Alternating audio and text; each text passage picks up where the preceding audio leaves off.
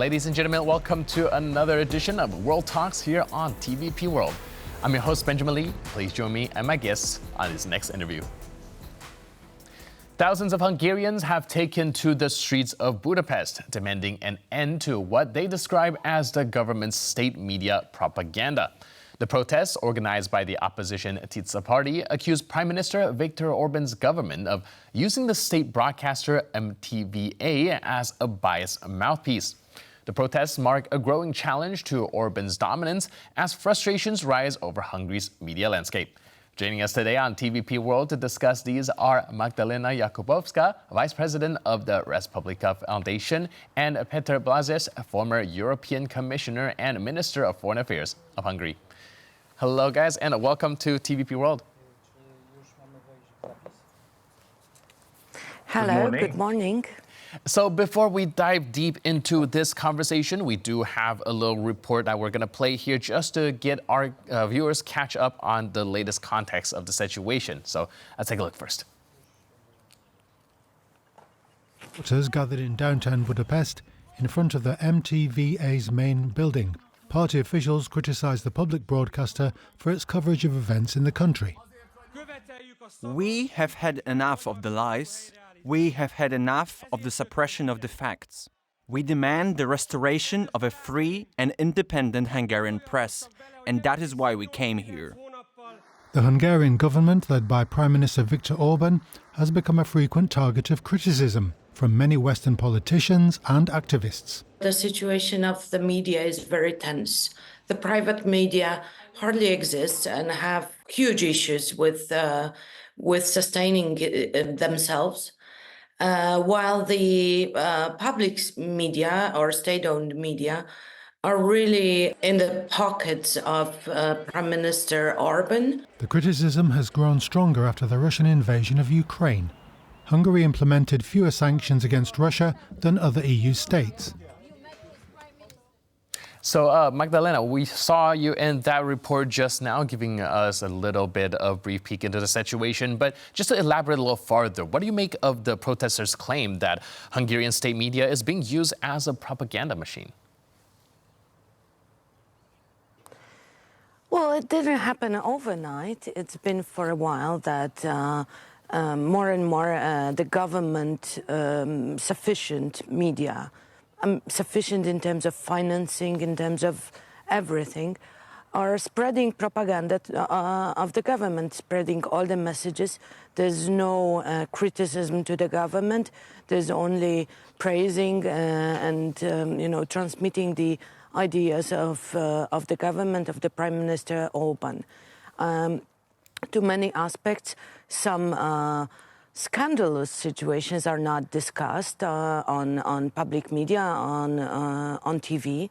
Therefore, of course, it's understandable that in the situation where the economy in Hungary and also all these scandals that I mentioned are happening, people want to be informed, want to be in the loop, and obviously they were triggered to go to the streets.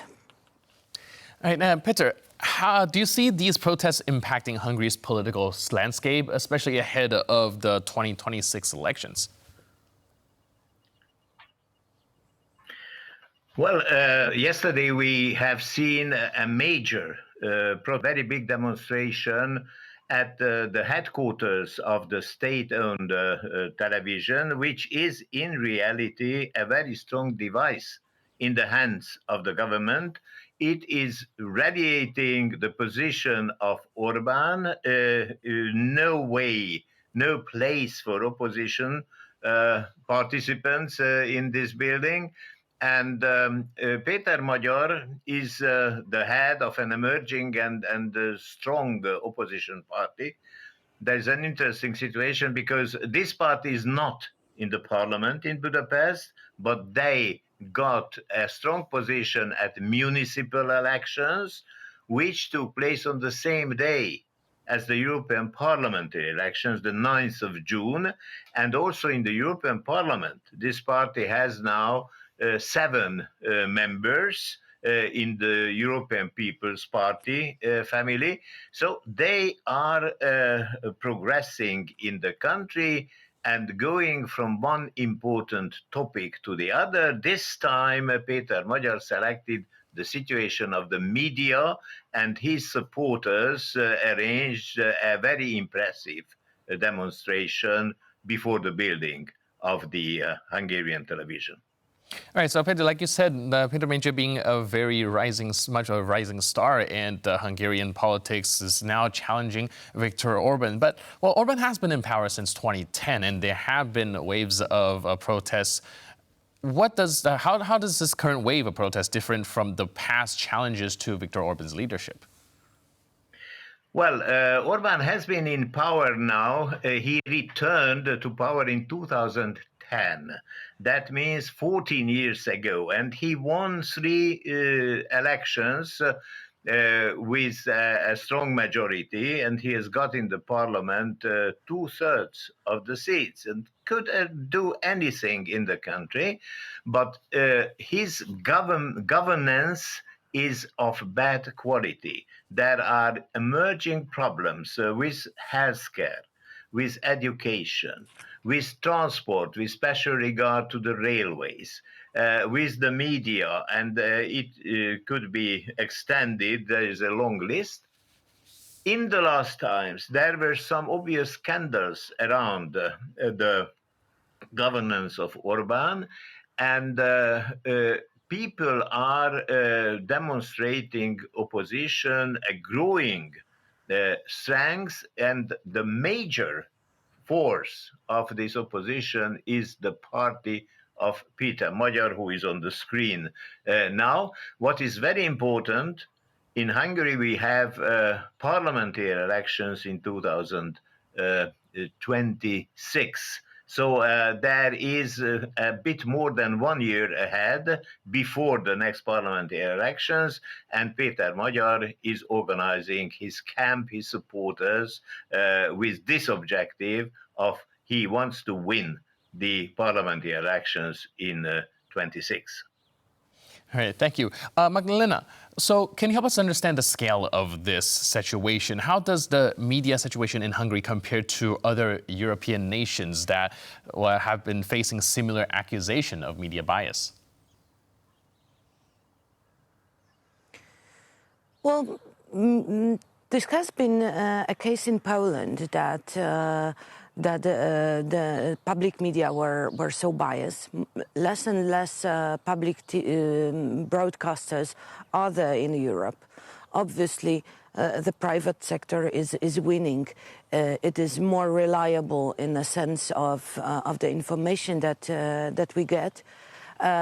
However, in those, let's say, post-communist countries, the media are still, the most popular media are still those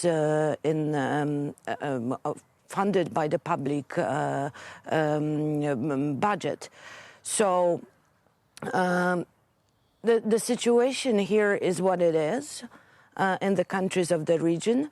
And I think to much of an extent, it needs some reworking, it needs some boundaries, it needs some understanding how those media are funded and where we can go from here.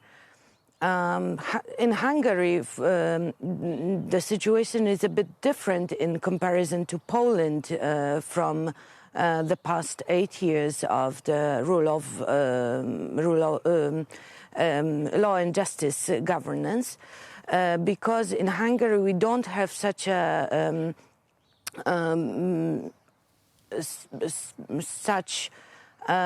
progressive growth of private media. There are some portals, there are some smaller podcasters or, I don't know, YouTube media, but still, as it requires lots of funding, the private sector is a little more underdeveloped in comparison to the situation that we had in Poland, or we have in Poland. We have a strong at least 2 channels of whole Poland private TVs. And in Hungary, there is no oppositional television that you can think of towards the public. All right, Peter, Hungary is an environment often accused of lacking pluralism. And can you help us understand what role does public trust play in shaping the effectiveness of, be it state media or the government as a whole? Well, there is an emerging need of having media because in the last 14 years, Orbán and the government has dominated everything, almost everything in the country, printed press, television, radios. There is hardly any opposition channel, but this TISZA party is very efficient in using the new public media like Facebook, TikTok, and many others, and they could, even without an own newspaper, without an own TV studio, they could mobilize big crowds through those new devices of communication, and they are going on and they are on the streets and dealing with very important actual issues. This gives some hope to the opposition that they could really challenge the actual power.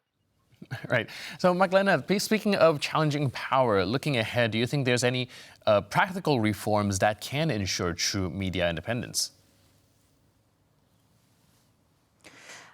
Let me only add that Peter Magyar, that is the lead of the opposition, is very skillful in terms of PR and social media techniques. He's appealing to the youth, to the next generation, and therefore his support is growing. I'll hand over to Peter to talk more about reforms. Please do. Well, reforms are not easy in Hungary when the governing party has 2/3 in the parliament, so they can do anything in legal terms and in power terms, but the opposition has strong positions in the European Parliament, and they are in the biggest party family, in the European People's Party, and they enjoy the support of this party. There are also 2 MEPs with the Socialists and Democrats.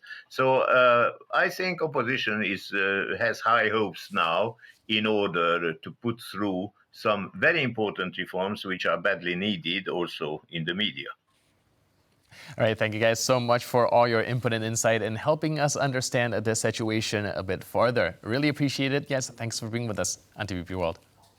Thank you. Thank you. And thank you for watching this edition of World Talks. But for more news, update, and commentary, please stay tuned to TVP World.